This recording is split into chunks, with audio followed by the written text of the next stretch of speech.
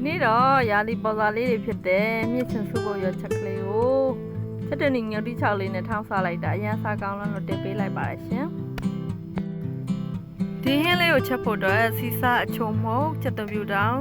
ငပီးခနောနနွပေါ့နော်လိုရာလေးတွေထည့်ပြီးတော့လှိမ့်ပေးထားလိုက်ပါတယ်စီပြန်လာပြီဆိုတော့ရေစော့ပါမယ်အချက်မဟုတ်ဟင်းမဟုတ်လေးချက်မှာဆိုတော့ချက်လောက်လည်းရေမနှဲဘူးပေါ့နော်ဟင်းလောက်လည်းရေအများကြီးမစော့ခိုင်းနဲ့တဲ့ရုံလေးထည့်ပြီးတော့ဖုံးလေးအုပ်ထားလိုက်ပါတယ်